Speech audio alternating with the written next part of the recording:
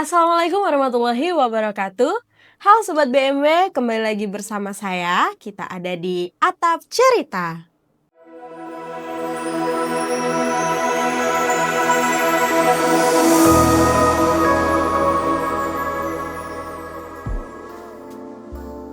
Kali ini kita akan membahas atau berbincang, dan tema spesial hari ini adalah tentang investasi properti.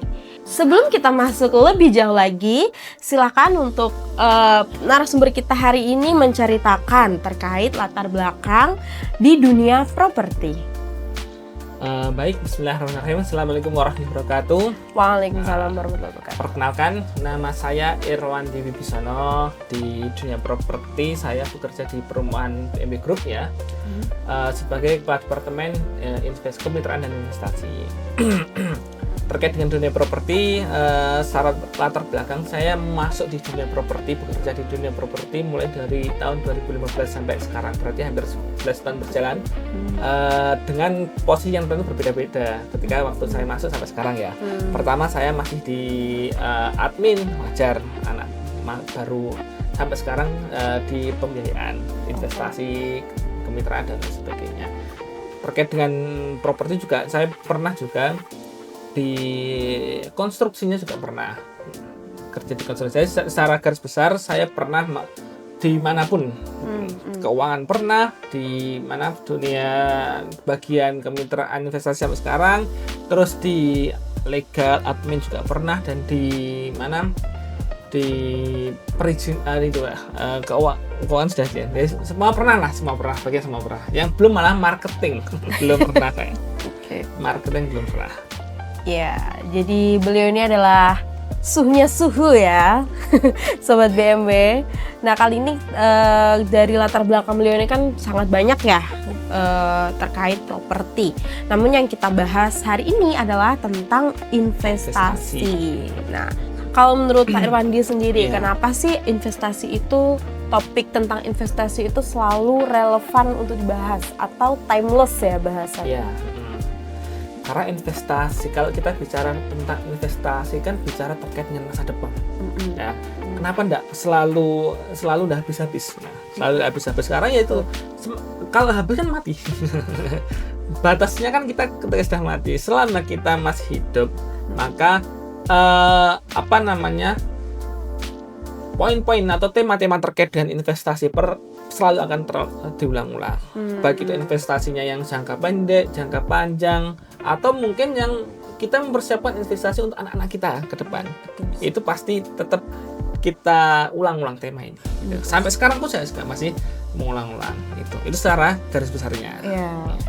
Nah, biasanya kan orang tuh berpikir tentang investasi itu banyak hal-hal yang dipikirkan lebih dahulu ya gitu. Jadi kayak hal yang berat gitu. Nah, kalau menurut Pak Irwandi sendiri, apa sih mindset yang paling sering terjadi soal investasi? Kesalahan mindset maksudnya. Nah, pertama, banyak orang menganggap bahwasanya investasi itu kalau kita bicara di investasi ya, itu pasti kita menyisihkan uang dalam jumlah besar atau aset atau seperti apa dalam waktu jangka panjang. Itu tidak sepenuhnya salah, tapi kalau kita mengaca pada kalau mutlak pemahaman investasi hanya sebatas itu juga tidak benar seluruhnya. Tidak sepenuhnya salah, tapi juga tidak benar seluruhnya. Yang pertama, investasi itu kalau ada anggapan investasi harus dari uang yang besar, tidak. Investasi itu bisa dari uang kecil, nominal kecil bisa. Terus yang kedua, investasi itu jangka panjang yang kita mungkin tidak bisa ngambil sewaktu-waktu kalau kita tidak juga. Investasi itu bisa kita ambil sebutuh kita. Ya, jadi investasi itu adalah kita mempersiapkan dari sekarang, mulai dari kecil, dan perangan-angan kita atau persiapan kita membutuhkan dana kapan. Ya, itu kita bisa mengambil, itu sudah termasuk dari bagian investasi. Ya. Jadi jangan anggapan bahwasanya investasi itu, saya pakai uang miliaran, enggak ada terus itu. Kita punya berapapun, kita investasikan dalam bentuk apapun ya, entah untuk bentuk real atau non real, itu kalau kita punya prediksi bahwasanya kita akan butuh pada waktu sekian itu juga termasuk dalam investasi. Ya tinggal itu tadi, kalau saya pribadi itu ada investasi jangka pendek, investasi jangka menengah, investasi jangka panjang, dan produk investasi itu ada yang liquid, ada yang non liquid. Nah, gitu. ya. Berbicara tentang produk dari investasi nih Pak ya. Ya.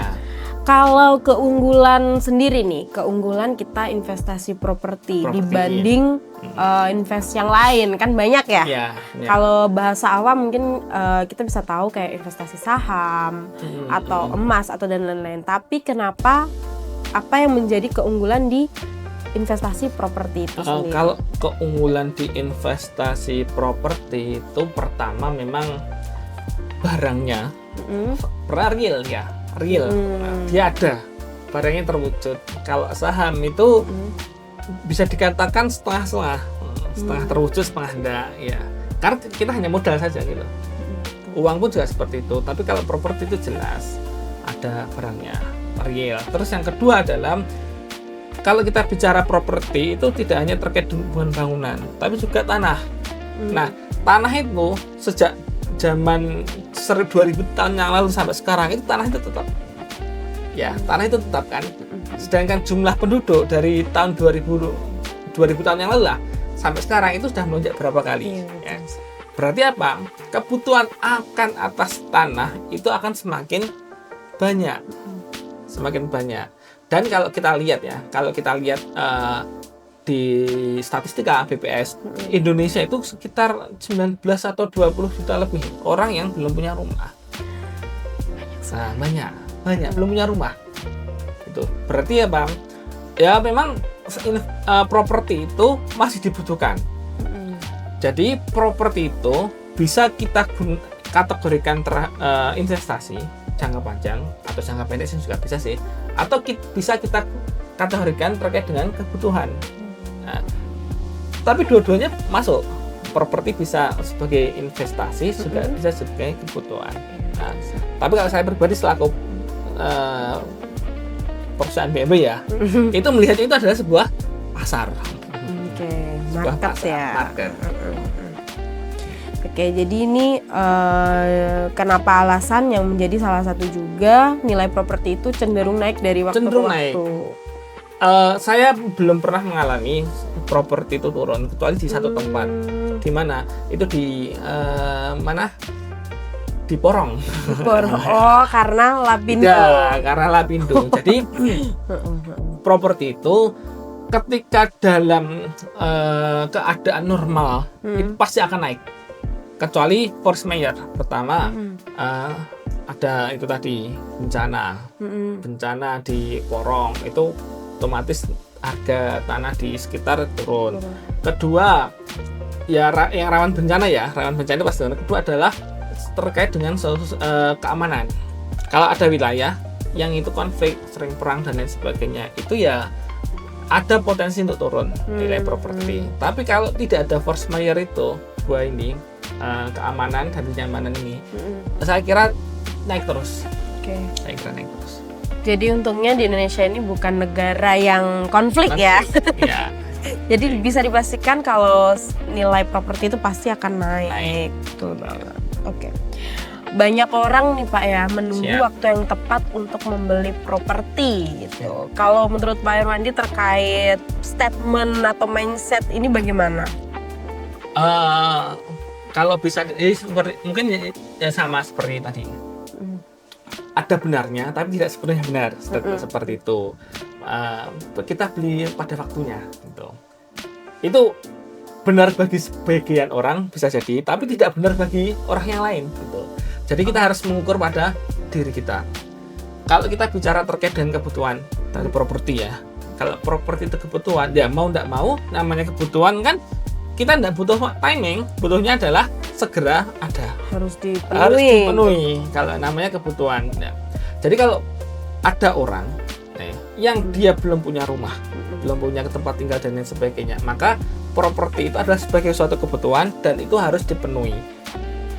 Kalau saya pribadi tidak butuh waktu, nggak butuh timing nanti yang tepat dan sebagainya. Saya ya pasti itu ada, tapi secara hitungan itu tidak terlalu rigid. Ya saya mungkin hitungan adalah kemampuan bayar saya. Kalau kita pakai nyicil di bank, KPR dan lain sebagainya, kemampuan bayar saya di bank berapa, sisanya berapa, ketika itu masuk ya sudah, saya langsung gas. Sekarang itu tadi properti itu setiap tahun ya, itu kenaikannya minimal 10%. Minimal kenaikannya 10%. 10%. Itu banyak loh. Ya, minimal 10% kenaikan secara umum. Ada daerah-daerah tertentu yang bisa sampai di atas 20%. Memang kalau kita bicara dunia properti, puncak-puncaknya adalah ketika tahun 2010 sampai 2015 itu puncak-puncaknya sampai 30% kenaikan per tahun. Nah, itu sampai sini. Tapi sekarang pun juga bukan start, tetap naik. Properti 10%. Bandingkan kalau saya hari ini nabung dengan harapan nanti umur 10 tahun ke depan gitu, saya punya uang untuk beli rumah properti itu. Tapi faktanya apakah nanti 10 tahun kebeli? Belum tentu. Ya, betul. Karena sudah naik ya 10%. Jadi kalau tiap tahun saja 10%, minimal 2 kali lipat harga sudah, minimal 2 kali lipat itu properti. Jadi itu tadi. Tapi kalau itu kebutuhan. Kalau itu investasi, maka yang perlu dipikirkan adalah dana cair kita seperti apa. Ya, kalau kita punya dana yang liquid, ya yang bisa kita adalah cukup kita beli untuk properti masih sisa. Nah, maka properti itu bisa kita gunakan uang kita sebagian lah. Dana itu bisa kita alihkan ke properti. Untuk apa? Yang pertama, memang nggak liquid sih properti itu, jualnya juga kadang cepat kadang enggak. Hanya saja yang pertama kenaikannya selalu. Kenaikannya selalu pasti mutlak. Tuh. Walaupun tidak, kalau emas kan banyak ya. Kalau properti itu memang 10%, tapi tetap konstan. Yang kedua, ini yang tidak dimiliki oleh emas, properti itu bisa disewakan. Bisa dijadikan penghasilan tambahan, sedangkan emas kan tidak bisa. Kalau kita punya uang, kita alihkan ke properti, maka properti yang menjadi investasi itu tadi itu juga memberikan dampak positif bagi kita juga, masukan tambahan, income bagi kita. Selanjutnya adalah bagi orang Jawa ini, buat orang Jawa yang biasanya dipikir orang tua itu adalah anak-anaknya. Anak-anaknya ya, kita sudah menyiapkan tabungan untuk anak kita. Apakah itu nanti dijual waktu kita butuh-butuhnya untuk pendidikan anak kita atau enggak, itu sudah menjadi kita sudah mempersiapkan gitu. Sudah mempersiapkan. Intinya di properti ya tidak ada matinya lah ibaratnya. Karena itu sebagai itu tadi kebutuhan, di satu sisi juga sebagai investasi. Ya, betul. Jadi kalau untuk investasi properti itu Pak, apakah hanya orang yang berpenghasilan besar yang bisa berinvest di dunia properti atau enggak juga gitu?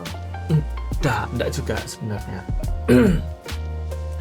Kalau investasi memang, kalau kita bicara terkait dengan kebutuhan, memang enggak harus orang yang punya uang itu. Tapi kalau kita bicara ini properti sebagai investasi, memang seyogi aja, itu adalah uang yang sisa.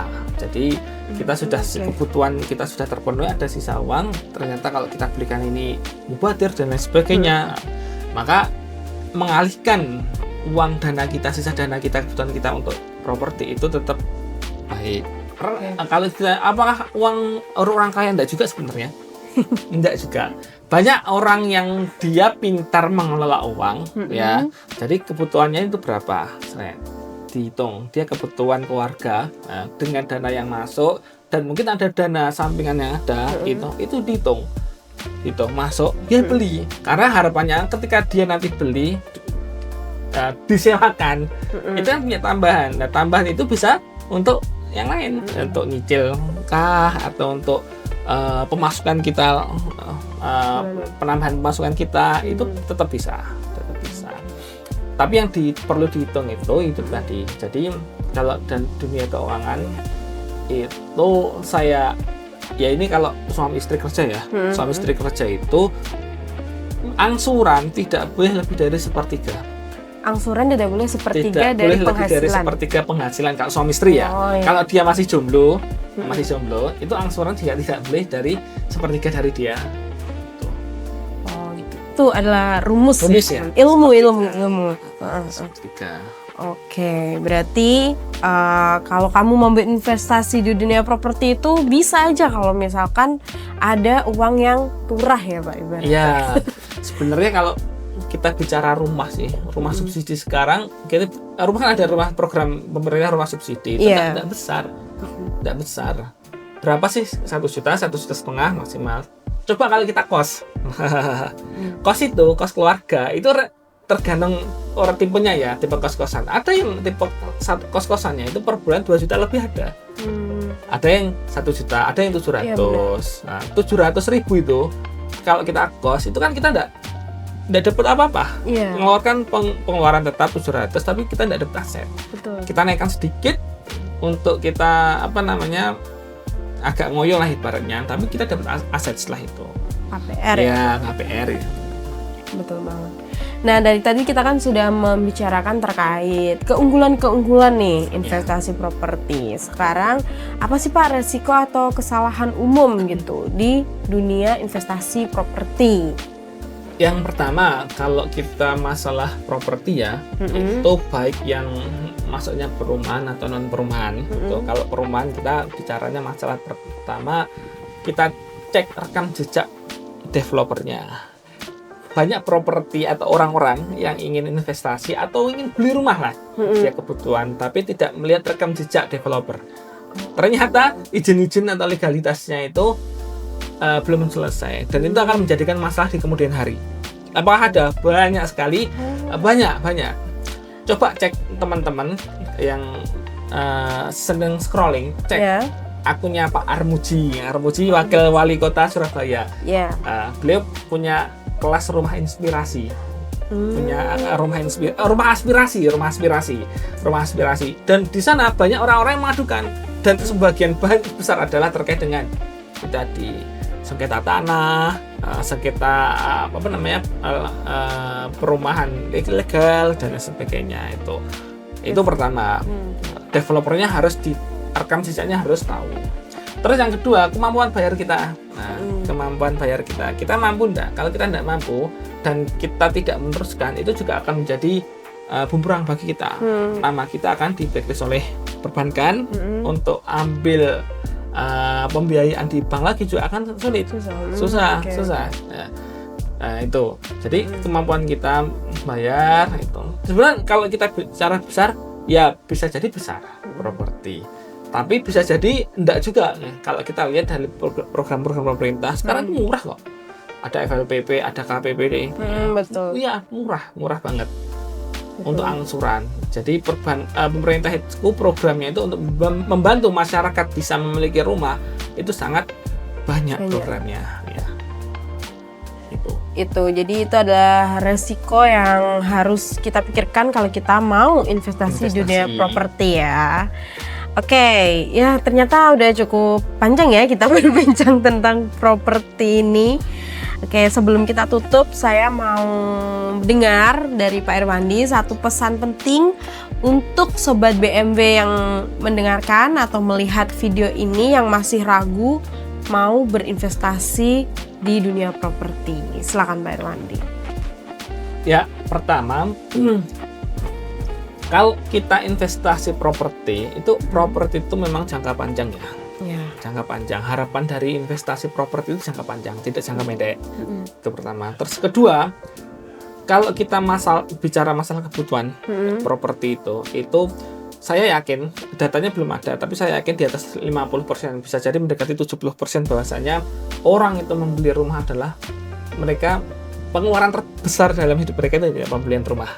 Ya, pengeluaran terbesar seseorang atau sebuah keluarga 70% lah, ini 70% itu adalah pembelian rumah gitu. Maka yang dipilih itu pertama itu tadi legalitasnya terkait dengan rumah, terus kemampuan bayar kita agar tidak menimbulkan masalah di kehidupan selanjutnya. Terus ya kita merencanakan sesuatu itu agar apa? Agar kedepannya itu ketika kita ada suatu kebutuhan, baik yang terduga atau tidak terduga, itu kita sudah siap. ya. Oke. Maka investasi properti itu jadi salah satu pilihan alternatif yang mungkin bisa bukan mungkin kalau saya pribadi gitu. Itu ya harus kita upayakan untuk jangka panjang. Untuk jangka panjang. Terus selanjutnya untuk sobat BMB, bagi yang merasa ini rumah ya, kita bicara rumah itu jauh atau mungkin kita tidak bisa memanfaatkan lah dalam artian menghuni dan lain sebagainya, jauh dari tempat kerja dan lain sebagainya. Kalau itu kita bicara masalah investasi, maka rumah itu yang akan kita beli walaupun saat ini belum bermanfaat bagi kita, yakinlah pada satu titik tertentu masa-masa ke depan itu akan bermanfaat bagi kita. Pasti. Nah, itu tadi sejak 2000 tahun yang lalu, bahkan beberapa ribu tahun yang lalu ya, itu jumlah tanah tidak bertambah, sedangkan jumlah manusia, populasi manusia itu semakin lama semakin bertambah. Sekarang pun sekitar berapa? 6 atau 8 miliar. Yeah.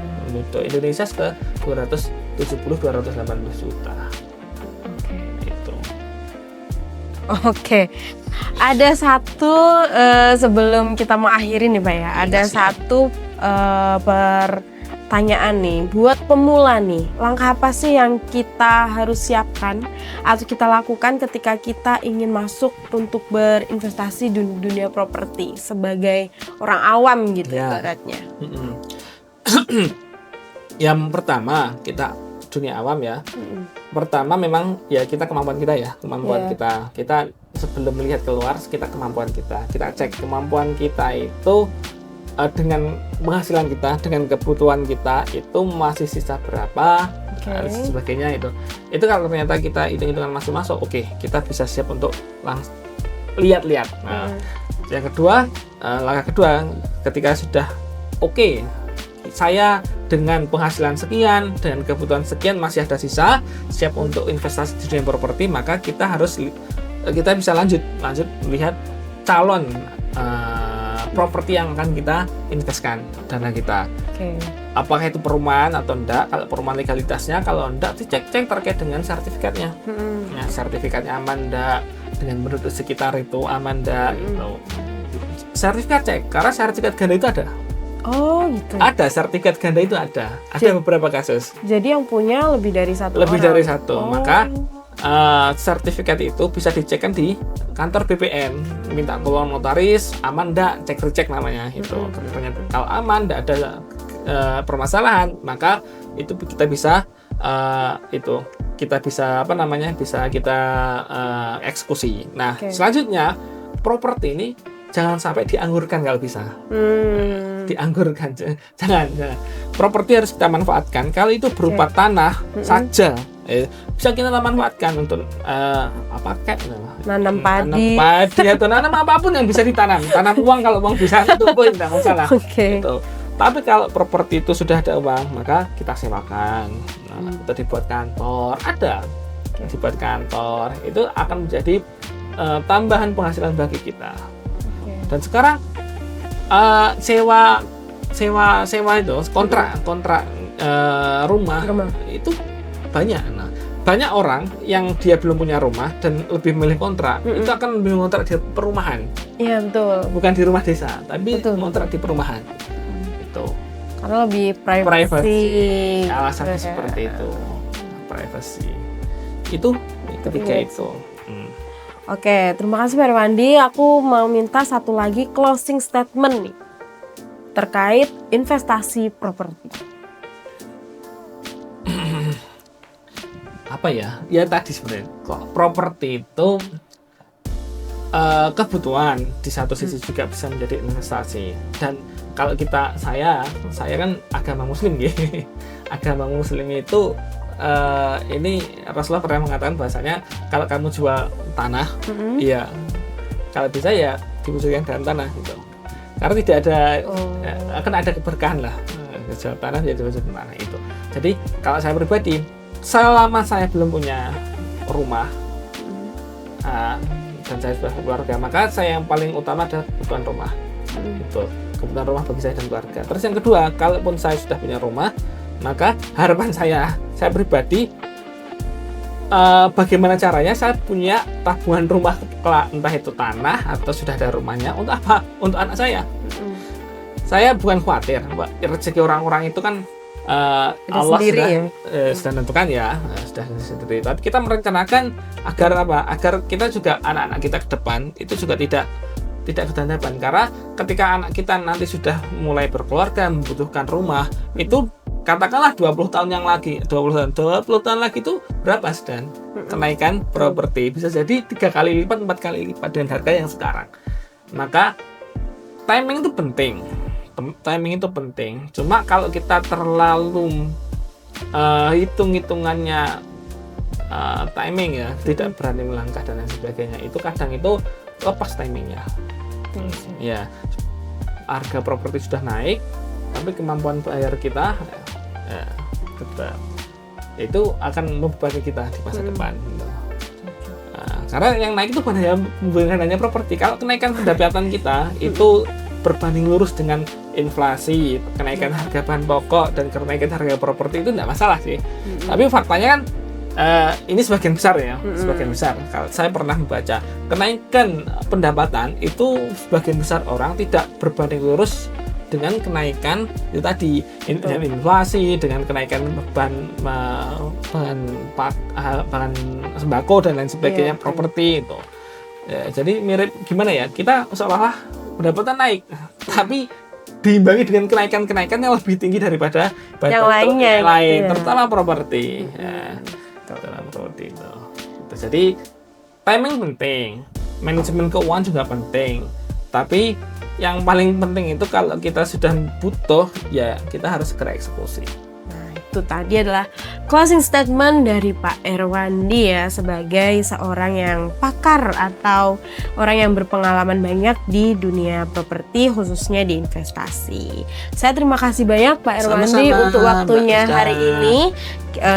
Sebagai yang kita tahu bahwa properti itu merupakan aset jangka panjang, dan keputusan hari ini menentukan apa yang akan ada di masa depan.